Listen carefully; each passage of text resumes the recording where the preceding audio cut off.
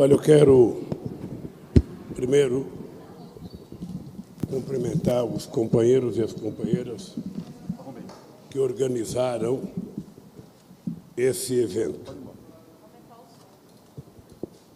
Segundo, eu queria cumprimentar a companheira Elisângela, nossa secretária agrária nacional do PT, a nossa companheira Lucinha, a nossa companheira da Secretaria Nacional dos Movimentos Populares, o nosso companheiro líder Bongás, o nosso companheiro Pedro Cusai, deputado federal, coordenador do Núcleo Agrário da Bancária, o nosso querido companheiro prefeito de São Paulo, candidato a presidente do PT em 2018, a presidente da República, o mais importante ministro da Educação que o país já teve e, se tudo der certo, como as águas estão mostrando, poderá ser o futuro governador do estado de São Paulo.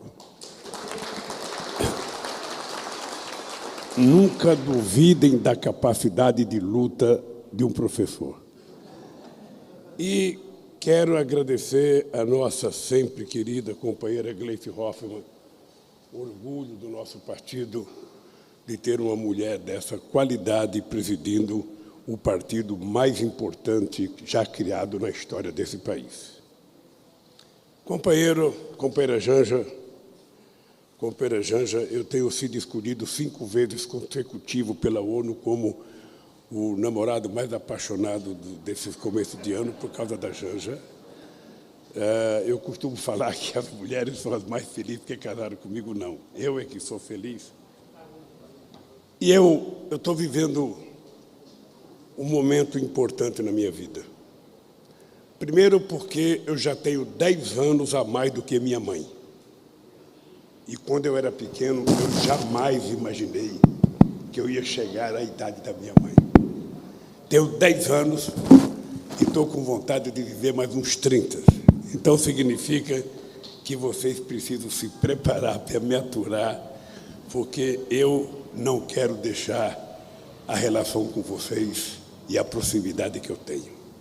Se prepare, Janjinha, porque a vida será longa, muito longa.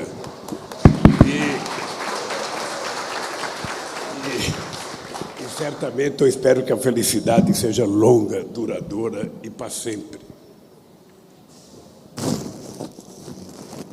Uma coisa que eu queria falar antes de começar a fazer o meu discurso aqui é o seguinte: aqui tem um monte de comida, tem coisas aí que não são perecíveis, que podem durar um pouco mais, tem coisa que pode estragar.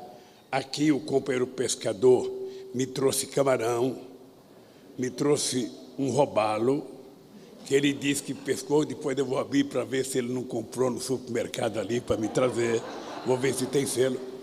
Bem, acontece que nós estamos aqui comemorando o Dia da Alimentação Mundial e nós estamos fazendo esse movimento para tentar mostrar uma certa indignação à sociedade brasileira com relação à irresponsabilidade pela fome existente no 3º maior produtor de alimento do planeta Terra e no maior produtor de proteína animal do planeta Terra. Então, nós vamos fazer com que esse material todo aqui possa chegar às entidades representadas pelo Padre Júlio, para que eles possam, entre hoje e amanhã, fazer uma alimentação saudável, de qualidade. Tem carne para quem gosta de carne, peixe para quem gosta de peixe, tem vegetais para quem gosta, vegano como o Haddad, tem comida à vontade aqui, tem selga, tem couve, tem abobrinha, tem girimum, tem de tudo aqui. Então, nós vamos contribuir para que as pessoas possam ter um dia 16 mundial, que é amanhã, o Dia Mundial da Alimentação, para que a gente possa, então, fazer as pessoas sorrirem um dia e nunca esquecerem que comer faz bem para a vida, faz bem para a saúde e faz bem para o corpo humano. Companheiros e companheiras, eu tenho dito que a única vantagem que a gente tem de ir ficando mais velho é que a gente vira um contador de história. E a gente lembra de muitas coisas do passado que para muitos de vocês nunca existiu, Mas é importante a gente lembrar sempre as coisas do passado, porque o futuro é uma ilusão, o futuro é uma ficção, porque ninguém pode dizer o que vai acontecer amanhã, portanto, as pessoas podem prometer o que quiser. O presente não existe. Eu acabei de falar a palavra presente e ela já virou passado. Então, a única coisa que existe de verdade na nossa vida é o passado. É o que a gente fez, é o que a gente está fazendo, que a cada segundo já vira coisa do passado. E eu me orgulho profundamente de ter história para contar do meu passado. Pobre do ser humano que não tem história para contar do seu passado. Eu queria começar a contar uma pequena história para vocês. Em 1965, eu morava num bairro chamado Ponte Preta. Era um bairro que divide São Caetano com São Paulo e um pouco de São Bernardo. Quem vai pela Via Anchieta para ir para Santos, quando passa, sabe, num bairro chamado Vila Arapuá, a Ponte Preta era do outro lado. E era encostado o Rio dos Meninos, Haddad. Eu saí da Vila Carioca em 1962, onde eu pegava enchente, mas não dentro da minha casa, enchente na rua, e fui morar na Ponte Preta numa casa nova, tinta, a casa cheirava tinta. Eu mudei, acho que em outubro ou novembro, e quando chegou em janeiro, eu tive a primeira enchente de 1,5 metro dentro de casa. E a desgraça da enchente, para mim não era tão difícil, porque eu não tinha televisão. Porque tudo que o pobre quer tirar primeiro, depois que tira os parentes, é levantar a geladeira, é levantar a televisão, é levantar a cama para não estragar. Eu, naquele tempo, não tinha nem televisão nem geladeira. Mas eu convivia com enfrentamento com rato, tentando sobreviver, nadando dentro do quarto. Às vezes você acordava 2 horas da manhã, Haddad, com a água tomando conta da casa. 2 horas da manhã, 1 hora da manhã, meia-noite, ela não avisa quando vem. E aí era barata tentando se salvar, sabe? Era rato tentando se salvar, era fezes boiando no meio da casa. E você não tinha que ficar preocupado com aquilo, você tinha que ficar preocupado primeiro em tirar a nossa mãe de dentro da casa para colocar ela num lugar seguro, ou a casa de um vizinho, ou um lugar mais alto. Naquele tempo a gente levava numa espécie de uma sede de time de futebol que tinha lá, chamado Ponte Preta, era lá que a gente levava. Para a gente jovem não tinha nenhum problema enchente. Eu lembro que eu tinha uma câmara de pneu de caminhão, a gente enchia a câmara, amarrava uma corda e a gente ia nas casas tentar salvar outras pessoas. Para nós era uma diversão, mas para as crianças e para as pessoas mais idosas era um sofrimento não ter onde dormir molhado, não ter roupa para trocar, sabe? Era uma vida de inferno e eu sei que muita gente vive isso hoje ainda, quem sabe até em pior situação, porque a solidariedade diminuiu muito com o passar do tempo. E eu, junto com esse miserê que eu vivia, a gente era tão azarado que eu morava na Ponte Preta. O meu irmão Frechico foi para Pernambuco, para Garanhuns, ele e um primo meu, e foram para uma quermesse, e nessa quermesse eles ganharam um jipe. E eles venderam o jipe e voltaram e compraram uma casa em frente a onde eu morava, mas numa rua já em São Caetano, na Vila São José. Quem conhece São Caetano, era na rua Padre Mororó, a rua da igreja, e eles compraram uma casa num lugar que não dava enchente, que era mais alto do que o lugar que eu morava. E nós mudamos para aquela casa. No primeiro ano que nós mudamos, o rio chegou lá. O rio chegou lá e mais 1,5 metro de água dentro da minha casa, e outra vez o enfrentamento com rato, com barata. E depois que esses bichinhos vivos vão embora, a nossa convivência de tirar o barro de dentro de casa, 1,5 palmo de lama dentro de casa, aquele sanguessuga, sabe, grudando no teu pé, aquela coisa preta do tamanho dessa caixa de óculos aqui. A gente, na verdade, comprava uma coisa chamada morrandunga. Era uma pinga de péssima qualidade, ora para a gente dar um gole para poder enfrentar, sabe, a lama, e ora para a gente jogar nas canelas para que ela afastasse o sanguessuga do pé da gente. E nesse período de inferno, que era um verdadeiro inferno, sabe, foram 2 anos de muito problema, a gente estava desempregado. Meus irmãos mais velhos já tinham casado, o Frei Chico estava namorando a atual mulher dele, e o Frei Chico estava desempregado, eu estava desempregado. Então eu saía a pé, Haddad, para procurar emprego. Eu saía de São Caetano, ali na Ponte Preta e na Vila São José. Eu vinha até a Volkswagen a pé pela Via Anchieta, parando em cada porta de fábrica, perguntando, está precisando, está precisando. O cara pegava a carteira profissional da gente, sabe, falava, espera um pouco, eu vou lá dentro ver com o pessoal dos direitos, dos recursos humanos. A gente ficava, às vezes, 1 hora esperando, quando o cara falava, não tem vaga. Não tem vaga. E, naquele tempo, a gente ficava sem comer, porque não tinha dinheiro, a gente ia a pé. E eu fumava. O Haddad, você nunca fumou. Você não sabe o que é o vício. E eu vi aqueles companheiros que estavam trabalhando na porta da fábrica, sair para o almoço, jogar uma bituca desse tamanho, e eu ficava com a vontade de pegar aquela bituca, a fumaça queimando na minha frente, o cheiro no meu nariz, e eu não podia pegar. Voltava para casa de tarde, eu tinha um sapato de couro de crocodilo, aqueles couro duro, que uma vez eu estava na porta da Mercedes procurando emprego, e estava demorando, o pessoal saiu para o almoço, o cara vinha palitando o dente, o cara vinha com o lanche na mão, o cara vinha chupando o sorvete, e eu ali em pé, com uma fome desgraçada, sem dinheiro para voltar para casa de ônibus, resolvi tirar o sapato. Quando eu fui colocar o sapato não entrou, Haddad. Meu pé estava inchado. Eu tive que voltar para casa da Mercedes-Benz até a Vila São José, a pé, com o sapato embaixo do braço. Quando eu cheguei em casa, o Frei Chico me xingou. Ah, você é vagabundo, você não quer trabalhar. Eu meti o sapato na cara dele, sabe? Porque eu estava... Realmente é muito triste, é muito... E quando a gente tem uma profissão, o cara ainda pegava a carteira profissional da gente e anotava lá o endereço, se aparecer uma vaga eu chamo. Mas para o trabalhador que não tem profissão, para uma menina que não tem profissão, ninguém anota nada. É só dizer não tem vaga e a pessoa volta para casa. Eu vivi essa crise 1 ano e meio. E essa crise que eu vivi de desemprego era muito longe da crise de hoje. Porque naquele tempo a gente tinha perspectiva. Hoje a gente não tem perspectiva do que vai acontecer. Não só porque a situação piorou do ponto de vista do emprego, mas porque aquela profissão que nós aprendemos no tempo que era importante não tem mais importância. Hoje a grande oportunidade de emprego que existe é emprego do aplicativo. Durante um determinado tempo conseguiram convencer o povo de que, olha, acabar com a CLT é muito importante, porque a CLT significa o custo Brasil. Significa tornar o Brasil não competitivo a nível internacional.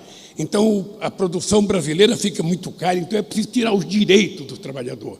O trabalhador não tem que ter 13º porque é caro. O trabalhador não tem que ter férias porque é caro. E os empresários falavam na televisão assim, e muita gente de nós acreditava.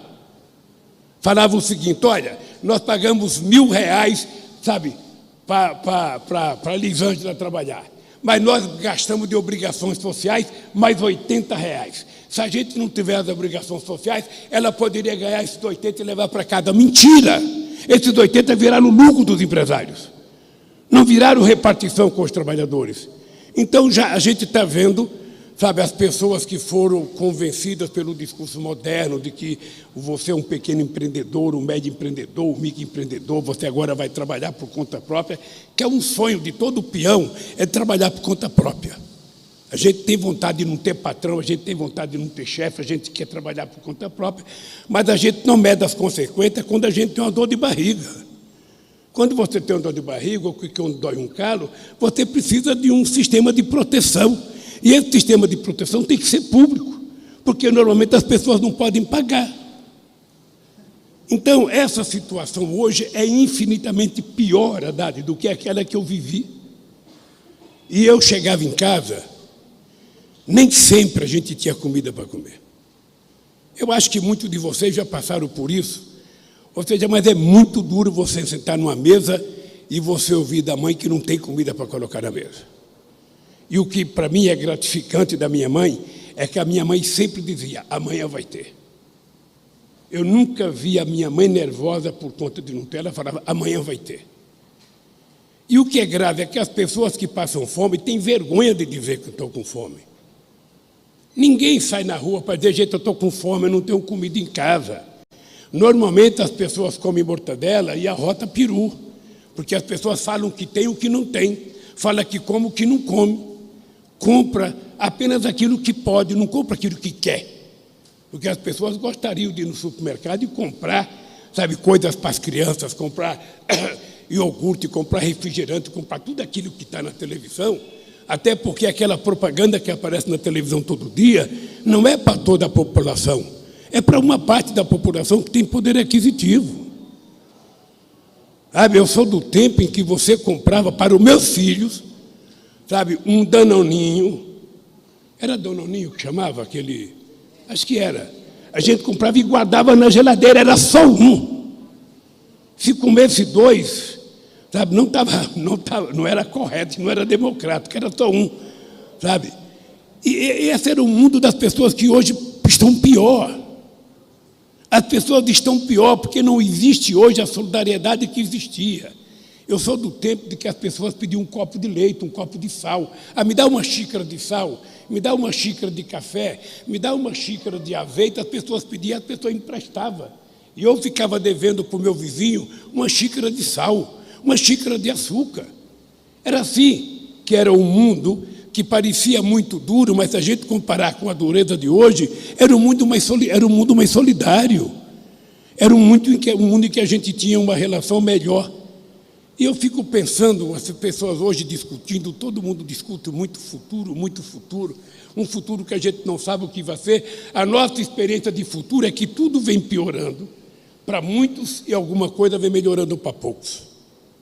Esses dias eu vi na televisão um cara que é dono da Amazon, que comprou um iate por 400 milhões de dólares e comprou um outro iate para descer o helicóptero dele, para não descer no iate de 400 milhões de dólares. Certamente para esse cara melhorou para cacete. Certamente para esse cara melhorou. E para os funcionários dele, será que melhorou?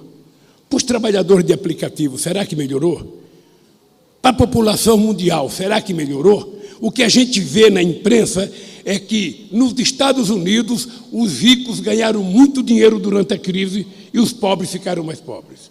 Na Europa, os ricos ganharam muito dinheiro e os pobres ficaram mais pobres. E no Brasil, a mesma coisa. Estes dias eu vi a relação de 1.000 empresários que ficaram mais ricos durante a crise. E o povo trabalhador? Ficou mais rico? Aumentou o salário? E as pessoas que não têm profissão? Alguém cuidou deles? Então, essas pessoas que estão com fome não é por falta da produção de alimento no campo. É por falta de dinheiro de comprar alimento.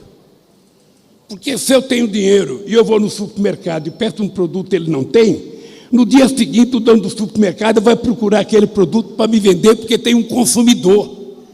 Mas se eu não tenho dinheiro, se eu passo na porta do supermercado apenas olhando as coisas, vocês já ficaram olhando aqueles frangos assando na frente de uma padaria? Vocês já ficaram olhando? Uma coisa é você ficar olhando aquele frango rodando e você ter dinheiro e não comprar porque você não quer. Outra coisa, Haddad, é você ficar olhando a água, a boca vai enchendo d'água e você vai para casa sem ter o dinheiro para levar o frango. É outra dor, é outro sofrimento que não tem cura se as pessoas não comerem. Porque a fome, você que está conversando com uma pessoa que está com fome, você não sabe se ela está com fome. De vez em quando você encontra um barulhinho de uma lombriga maior comendo a menor. Você vê um barulho de vez em quando, mas você não sabe se a pessoa está sofrendo. O cara não fala que está com fome. Quando nós fomos criar o programa Fome Zero, nenhuma cidade queria ser considerada a cidade mais pobre do país. As pessoas não gostam de ser pobre, verdade. As pessoas não têm orgulho de dizer que é pobre, até porque não é orgulho. As pessoas não têm orgulho de chegar numa rodinha de amigos, num bar, sabe, e mostrar, olha o barraco que eu moro aqui, olha o barraco aqui, tem um buraco aqui, sabe, é 3 metros quadrados, aqui eu durmo com a minha mãe, com meu pai, com as minhas irmãs, aqui a gente faz as necessidades, aqui a gente cozinha. Isso não é motivo de orgulho, isso é depreciativo para a humanidade. Então as pessoas não gostam de contar. Os que as pessoas gostam mesmo é de ver as coisas boas. Né? Tudo que é bom desperta no ser humano um desejo. Sabe? Então, a fome é uma coisa que não é o que está com fome que vai poder brigar por ele mesmo. Eu teve um tempo que dizia, eu dizia assim, o cara tem que passar fome para aprender. E a minha convivência com vocês foi me ensinando que a fome não leva ninguém à revolução. A fome leva o ser humano à submissão. Ele fica pedinte, ele fica submisso, ele fica muito dependente, ele não tem força, ele não tem ânimo. Sabe, o que leva a pessoa a brigar é a pessoa ter resistência física, a pessoa comer todo dia. Sabe, a pessoa começa a ter orgulho, ter autoestima.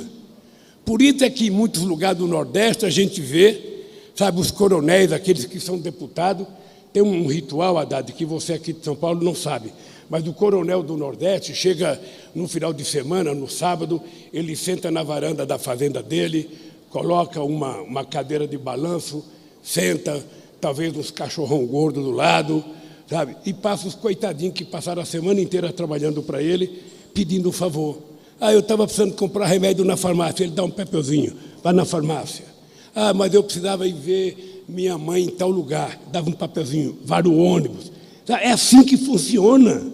Isso, Haddad, isso antes da proclamação da República, quando a gente era império, e até agora continua, porque a cabeça da elite econômica brasileira não mudou. Não mudou. Apenas acabou com a escravidão, teoricamente, em 1888, mas acabou para quê?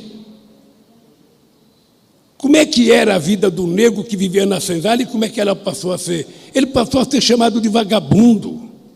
Ele passou a ser um paria da sociedade, porque ele não tinha assistência médica, ele não tinha emprego, ele não tinha salário, ele não tinha nada.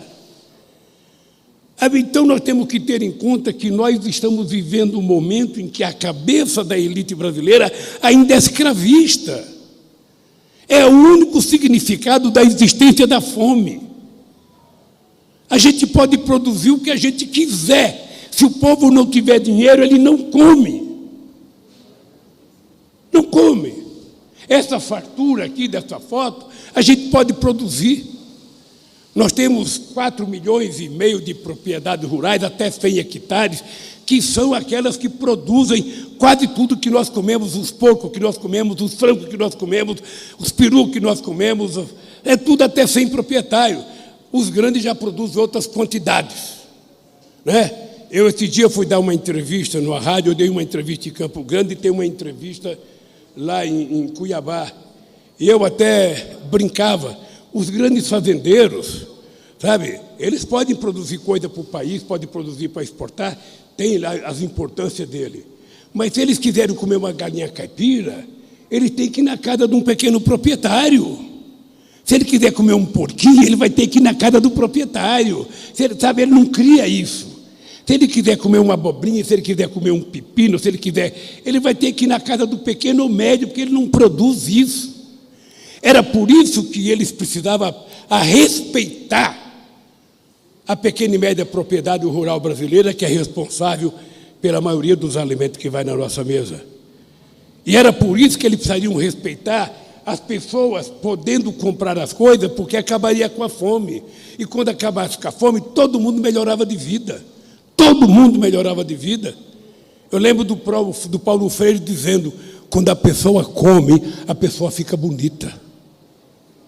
Mas quando a pessoa está com fome, a fome é muito feia. Você vê uma mulher de 30 ou 40 anos no Nordeste brasileiro, aqui na periferia de São Paulo, ela está chupada de fome, porque quem passa fome, efetivamente, fica como resultado da fome. Algum de vocês já dormiram com fome alguma vez? Algum de vocês já viu alguma mulher dar pinga para uma criança para poder enganar a fome? É esse mal desgraçado que nós temos que colocar como prioridade para a gente poder, sabe, fazer esse país virar um país humanizado, um país civilizado. Sabe, se não for nós que comemos todo santo dia, estender a mão para aqueles que não comem, a gente não vai resolver o problema desse país. Então depende muito de nós que temos consciência política, de nós que temos espírito de solidariedade, de nós que somos pessoas socializantes, de nós que acreditamos que a fraternidade é que tem que permear os passos que a humanidade dá daqui para frente.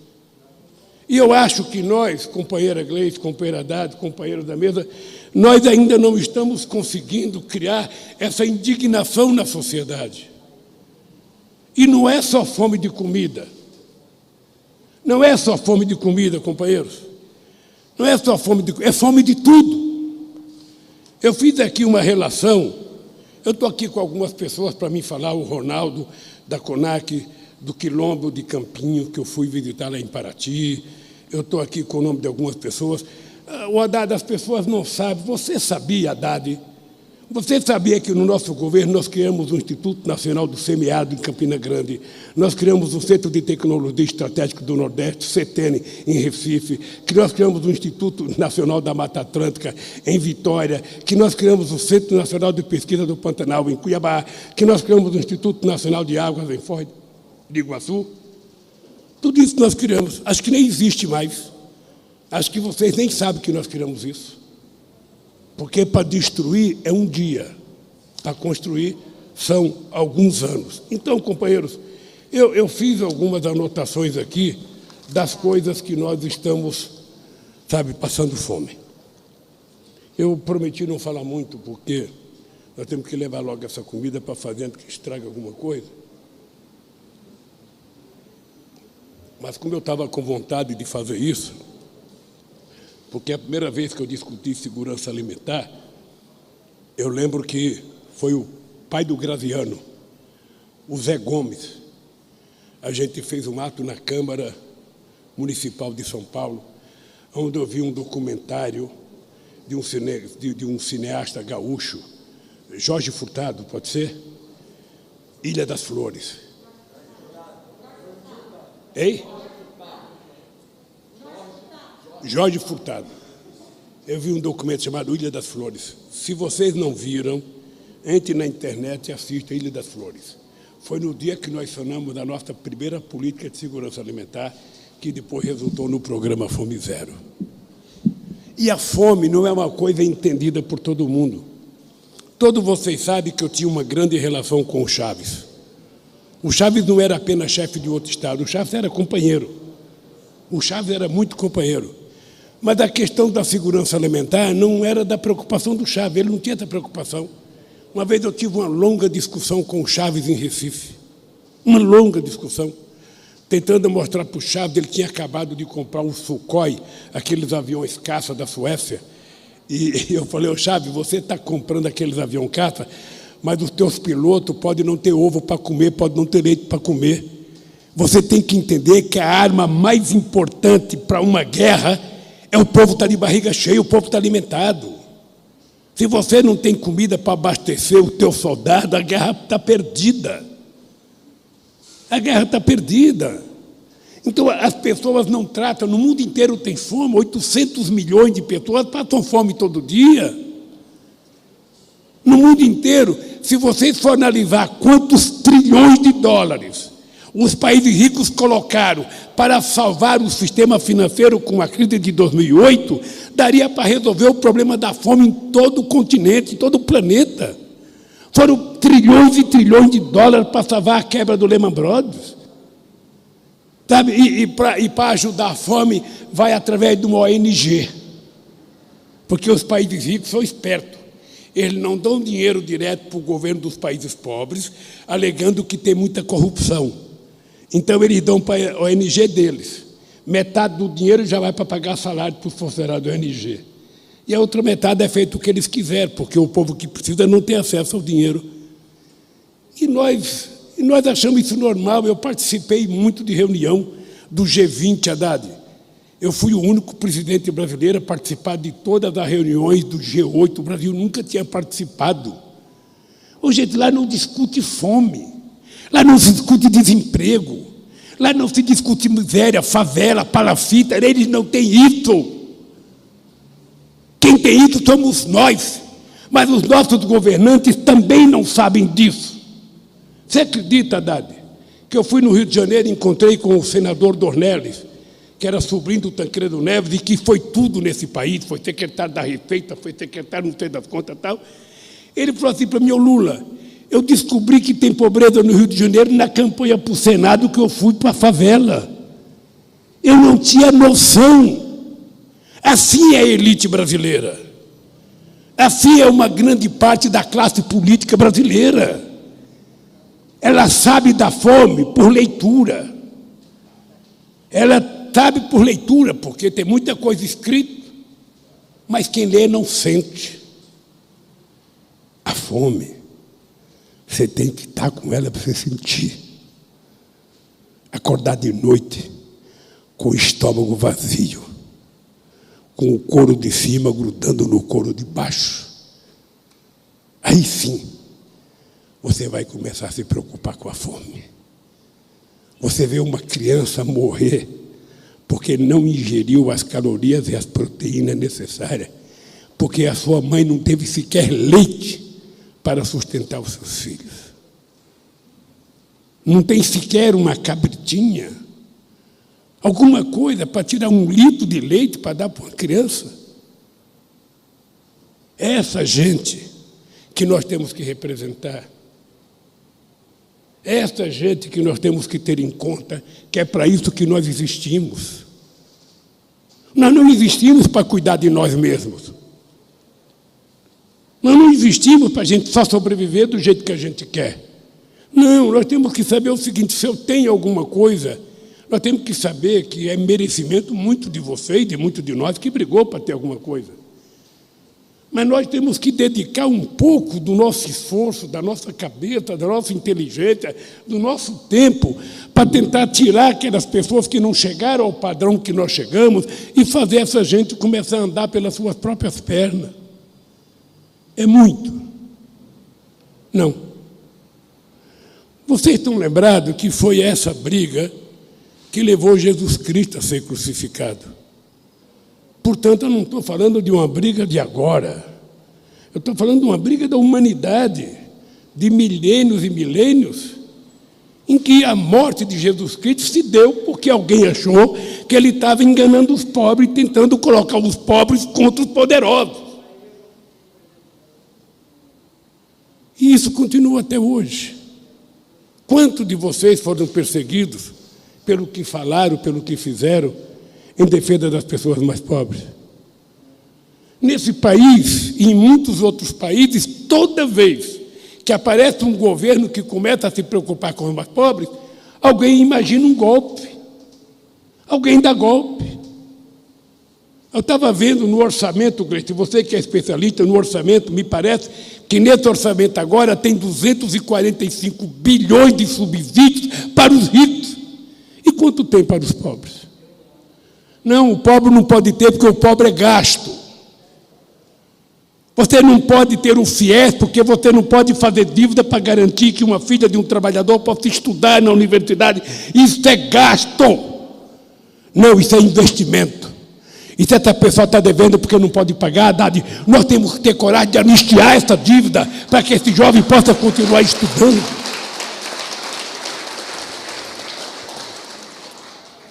Então, nós estamos falando de fome de comida, mas nós temos muitas outras fomes, gente. Muitas outras fomes, tão duras ou tão fortes quanto a comida. Nós temos fome de política ambiental, de preservação das nossas águas, de preservação das nossas florestas, dos nossos animais, da nossa fauna. E do animal, que se a gente não tomar cuidado, ele está morrendo muito fortemente, que é o ser humano. Uma das grandes desgraças é que o ser humano, os mais pobres, não estão morrendo só na Amazônia por causa do desmatamento, do desemprego e da fome, morrem no mundo inteiro pelo esquecimento daqueles que deveriam ter responsabilidade de lembrar Nenhum presidente de nenhum país do mundo se esquece do orçamento das Forças Armadas. Nenhum país do mundo se esquece dos orçamentos do Itamaraty, do orçamento do Ministério Público, do orçamento da Polícia Federal, do orçamento da Receita, mas se esquece de colocar o pobre no orçamento, porque o pobre não é levado em conta. O pobre é um número. Às vezes um número bonito para se utilizar em campanha. Eu, há 20 anos atrás, dizia, pobre, sabe, é utilizado como se fosse papel higiênico. Ah, tem uma baita de uma utilidade na época da eleição, mas depois joga ele fora e esquece. Eu estou falando isso, coisa que eu já falei há 30 anos atrás. Eu sou um velho. Eu estou falando do passado, porra. Eu deveria falar do futuro. Mas essa gente que caçou a Dilma, que fez o impeachment da Dilma, fazendo a ponte para o futuro, olha a ponte que eles nos deram, o purgatório. Essa gente faz autocrítica? Não. Essa gente quer a continuidade disso. Porque esse país nunca foi governado para 100% do seu povo. Esse país sempre foi governado para uma minoria privilegiada. Esse país sempre deu títulos às pessoas que tinham terra, mesmo que não tinham dinheiro, mas a pessoa tinha propriedade, a pessoa virava duque, a pessoa virava conde, a pessoa era eleitor. E o trabalhador? Era. E o negro? Era. E as pessoas pobres? Eram? Não. A mulher só foi conquistar o seu voto em 1934, ainda na justiça, na cidade de Mossoró. O analfabeto não tinha direito a voto, ele foi conquistar o voto dele na Constituição de 88. Então, companheiros e companheiras, nós temos fome de emprego, nós temos fome de educação, nós temos fome de cultura, nós temos fome de direitos humanos, nós temos fome de salário justo, nós temos fome de desenvolvimento, nós temos fome de empresas públicas, nós temos fome de justiça, nós temos fome de saúde de qualidade, nós temos fome de água potável, de saneamento básico, de tratamento de esgoto, nós temos fome de habitação, fome de qualidade de vida, nós temos fome de fraternidade, fome de solidariedade, nós temos fome de reforma agrária, fome de crédito para o pequeno produtor, sabe? Fome do incentivo ao pequeno e médio empresário. Nós temos fome de democracia, fome da igualdade, fome de paz, e nós temos fome de amor. É isso que resume a fome que permeia o dia a dia desse país. É possível mudar isso? É. Quem é que pode fazer isso? Nós. Com que instrumento? Com um partido político, com um sindicato forte, com um movimento social forte e com muita coragem. A gente não pode aceitar a ideia de que os milicianos vão resolver o problema desse país e todo esse problema que eu citei. Não é a falta, é apenas a fome de comida, é a fome de muitas coisas que falta a esse país para se transformar numa nação. Por que vocês acham que ainda tem tanta gente que tem dó de mim, que me odeia? Esses dias eu vi um empresário que, quando eu era presidente, ele tinha um faturamento de 1,4 bilhões. Ele, quando eu deixei o governo, ele tinha um faturamento de 6 bilhões. Ele disse, o Lula é indesejável, porque o Lula fica falando de Estado forte. Obviamente que eu sou, me desculpe, se eu fosse um cara normal, eu falava, eu sou um babaca de estar aqui com vocês. Eu poderia, nesse instante, estar numa puta de uma churrascaria com a elite brasileira, comendo churrasco. E falando de pobre. Mas não para resolver o problema dele, apenas do ponto de vista sociológico. Eu nunca aprendi a jogar golfe. Quem sabe se eu tivesse aprendido a jogar golfe, colocar uma roupa branca, um lencinho pendurado no bolso da bunda, sabe, o estuquinha para carregar os tacos para mim, e eu estivesse jogando golfe com eles, o Lulinha era desejável. E eu quero terminar, Gleice, essa minha fala, dizendo para vocês o seguinte. Muito se fala de que, olha, esse povo do PT é o passado. O Lula é o passado, nós precisamos de uma coisa nova. É engraçado Porque quando eu entrei no Brasil, a gente tinha 11 milhões de famílias passando fome, era quase 54 milhões de pessoas. Nós acabamos com isso. Nós acabamos com o desemprego e geramos 22 milhões de empregos formais. Nós, com a competência do Haddad no Ministério da Educação, construímos o maior número de universidades que esse país já conheceu. Foram 19 universidades novas e 173 campos avançados. Foram mais de 460 escolas técnicas. Em apenas 13 anos, nós colocamos mais gente na universidade do que a elite brasileira colocou em 100 anos. Porque uma coisa que vocês têm que saber é que o Brasil foi o último a abolir a escravidão, o último a conquistar a independência e o último a fazer uma universidade. Porque nesse país não queria-se que o povo pobre aprendesse. Por isso que o Peru teve a primeira universidade dele em 1554 e o Brasil só vai ter a sua primeira em 1922.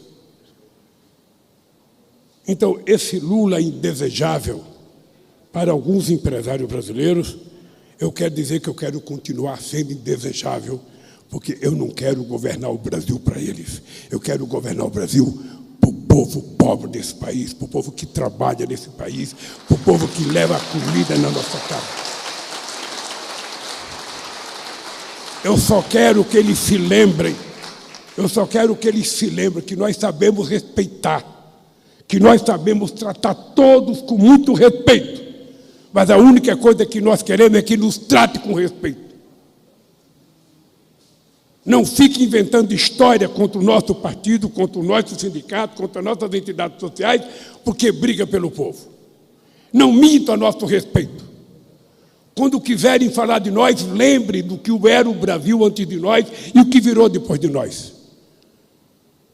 Então, companheiros e companheiras, a luta pela fome passa por nós termos coragem de acabar com todas essas outras fomes que eu citei aqui.